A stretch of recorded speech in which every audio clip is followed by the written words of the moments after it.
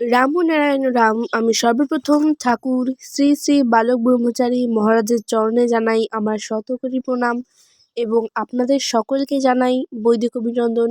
রামনারায়ণ রাম। এই বলে আমি আজকের তত্ত্ব ও আলোচনা শুরু করছি। ধর্ম কি পার্ট 3।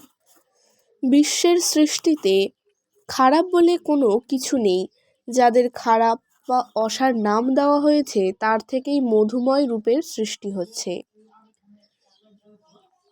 ক্লেদের ভেতর দিয়েই মূলাধার স্বাধিষ্ঠান মণিপুর অনাহত বিশুদ্ধ আজ্ঞা সহস্রারের সমন্বয় শক্তি প্রস্ফুটিত হচ্ছে।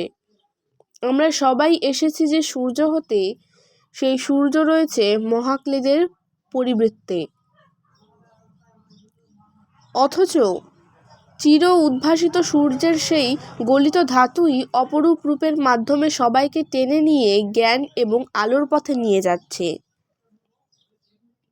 আবর্জনার মধ্যেই আলো আছে, অদ্ভুত সিদ্ধ আলো।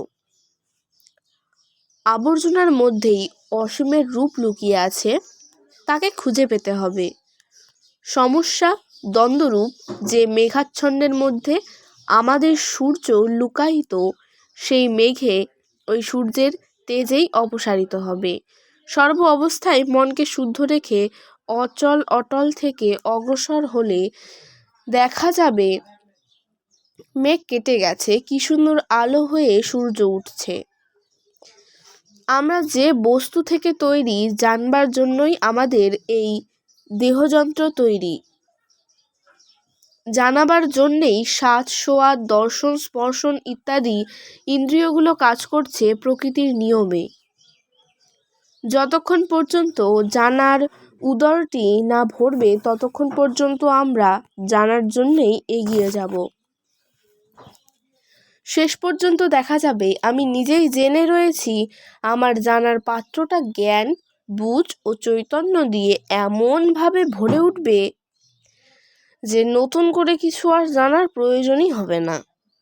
জানার যাবতীয় যা কিছু সবই কস্তুরীর মতো, ডিমের মতো সবার মাঝে সুপ্ত রয়েছে বীজ আকারে। ইচ্ছায় অনিচ্ছায় মন্ত্র জপ করলে, নাম কীর্তন করলে সুপ্ত বীজটা জেগে উঠবে। স্মরণে স্মরণে মনের যে আলোড়ন হয়, তাতেই স্ফুরণ হলেই সমস্ত বিশ্বের যে চাহিদা, যে জানা যে পাওয়া সব মিটে যায়। তখন সবই জানা ও পাওয়া হয়ে যায়। নাম ও জপের দ্বারা নিজেরাই সব কিছু জানতে পারা যায়। জ্ঞানের দরজা খুলে যায়। জপের মাত্রা যত বাড়বে ততই জ্ঞান ফুটে উঠবে। অতি সূক্ষ্ম সূক্ষ্ম বস্তুর অণু পরমাণু দিয়েই জীবদেহ গড়া।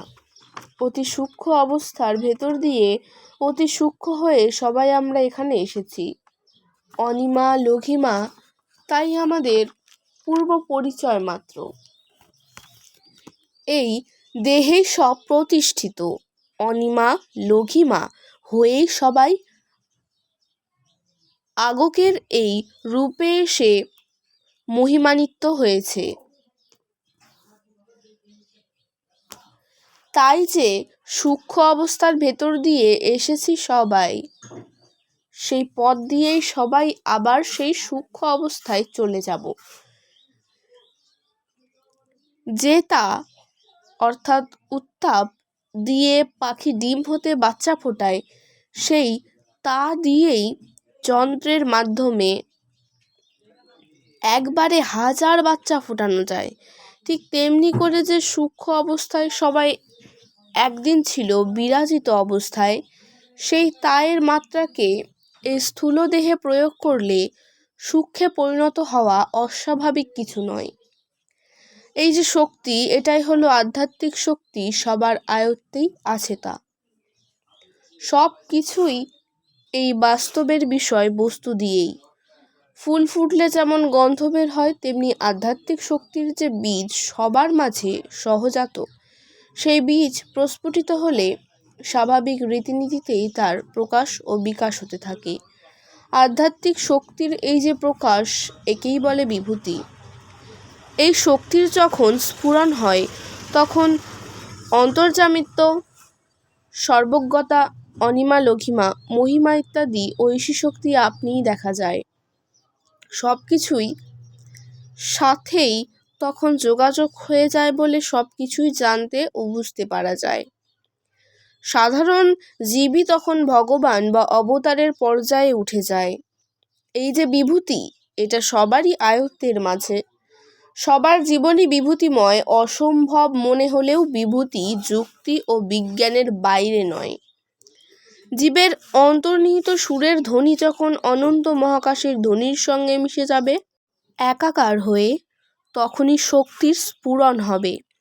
তারপর তত্ত্ব খুঁজতে খুঁজতে মিলে যাবে তত্ত্বজ্ঞ, সুর খুঁজতে খুঁজতে মিলবে সুরজ্ঞ। এইভাবেই আসবে দর্শন, অনুভূতি, সিদ্ধি, মুক্তি, নির্বাণ। নির্বিকল্প অনিমা লঘিমা গরিমা শক্তি।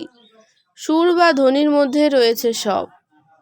গ্রহান্তরে যাতায়াতের পথ পদ্ধতি, জন্ম মৃত্যুর রহস্য সবই তখন জানা যাবে। এই যে জীবজগৎ সৃষ্টি হয়েছে, সবার মাঝে যে প্রাণ ও চৈতন্য আছে, জল, মাটি, তেজ, বাতাস থেকেই আসছে এই প্রাণ ও চৈতন্য। জল, বাতাস, সূর্য আছে বলেই সবাই বেঁচে আছে। তাই আমাদের প্রাণ যারা রক্ষা করছে, সেই জল বাতাসের ও প্রাণ আছে, চৈতন্য আছে, বুঝ আছে। এই পৃথিবীর সব প্রান্ত এরাই বহন করছে। আবার তারা যার থেকে এসেছে, যাকে আশ্রয় করে সব গ্রহ, নক্ষত্র, চন্দ্র রয়েছে, তিনি আরও সচেতন। যার নিয়মে সৃষ্টি, যার দৌলতে সৃষ্টি, সে মহাকাশ মহাচৈতন্যে ভরা। সবার প্রাণ কেন্দ্রই হচ্ছে এই মহাশূন্য বা মহাকাশ। পৃথিবী, গ্রহ, উপগ্রহ সবাই আশ্রয় নিয়েছে শূন্যেই, তো মহাচৈতন্যে ভরা।